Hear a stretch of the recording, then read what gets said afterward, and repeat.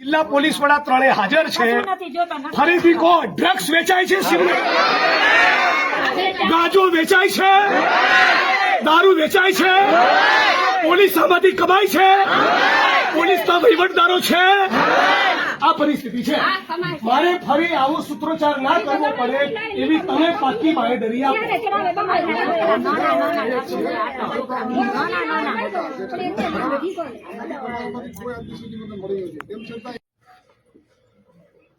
પંજાબ જેવી હાલત થવાની શિવનગરની જો આ લોકો કડક કાર્યવાહી નહીં કરે ને ડ્રગ્સ આપણે ભાઈ આપણે સાંભળો, આપણે જિલ્લા પોલીસ વડા જોડેથી એક મિનિટ આપણે જિલ્લા પોલીસ વડા જોડેથી શું ખાતરી જોઈએ તમે મને કહો, હું નહીં બોલું, તમે કહો।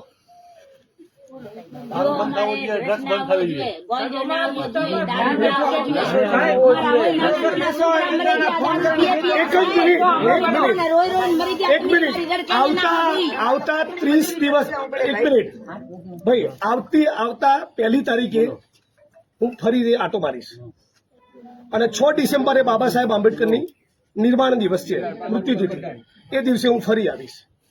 ત્યાં સુધી કોઈ પણ ખૂણામાં કંઈ પણ મળે તો આપણે જ્યાં સુધી જવાબદાર અધિકારીને સસ્પેન્ડ ના કરે ત્યાં સુધી અહીંથી ઉભા થવાનું નથી। આ તો ડિમાન્ડ અમારી વાજબી છે ને?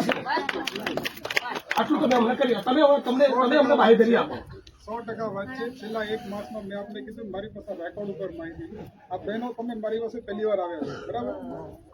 શિવનગરમાં 100% તમારી જે કાંઈ પણ રજૂઆત હશે, ભાઈઓની જે કાંઈ પણ રજૂઆત હશે, 100% 110% કામગીરી થશે। એમાંથી કોઈ પણને છોડવામાં નહીં આવે। જરૂર પડશે તો હું જાતે આવીશ, બરાબર?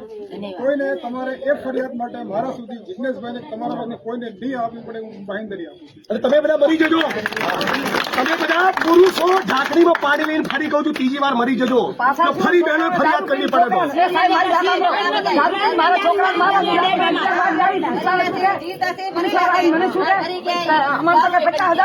તમારો છોકરો શું કરશે? તમારે 50,000 રૂપિયા અમારા છોકરાને મારો, મારો બાઈક ભાંગો, મારો ફોન ભાંગો, હું અહીં આવી રાતના 1 વાગ્યા સુધી બેઠી, મારા છોકરાને મારો, હું વિધવા બેન છું, મારા છોકરાને મારી નાખો, મારા છોકરીને તારો હાથ કેળો, હું ઘરે શું કે એ તો 50,000 રૂપિયા 50,000 નથી પડતા।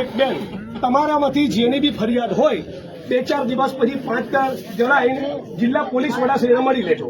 મારી વાત સમજો, હું શિવનગરમાં જાતે આવીશ, તમને મળીશ, બરાબર?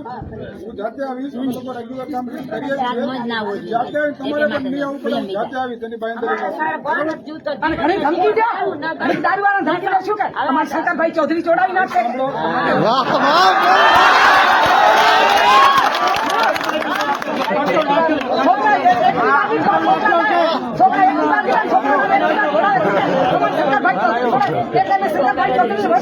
છોકરા મારવા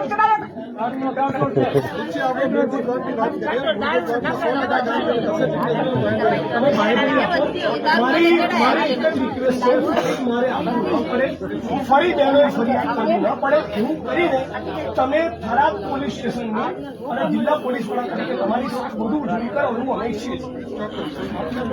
અને બધા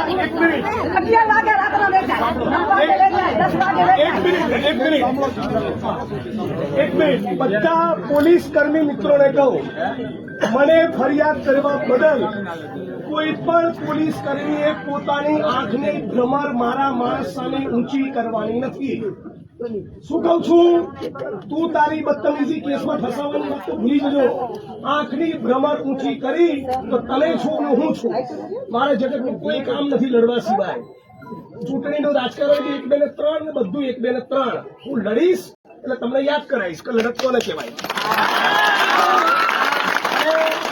અને તમે પણ આ 1 મહિનાની અંદર સજડબમ ચોખ્ખું ચણાક ના થાય તો આનાથી 5 ગણી સંખ્યામાં 5,000 માણસો લઈને આવવાનું છે, એની તૈયારીમાં તમે રહેજો। અને એ વખતે તમે તૈયારીમાં નહીં હો તો ફરી મને યાદ કરતા નહીં, હું નવરો નથી, બરાબર? આટલું કીધું તો આપણે વિનંતી કરીએ, અમે રજા લઈએ છીએ કે અપેક્ષા સાથે કે ફરી અમારે આવવું નહીં પડે। તારું વિજય સાહેબ બંગલા બનાવ્યા, બંગલા। અને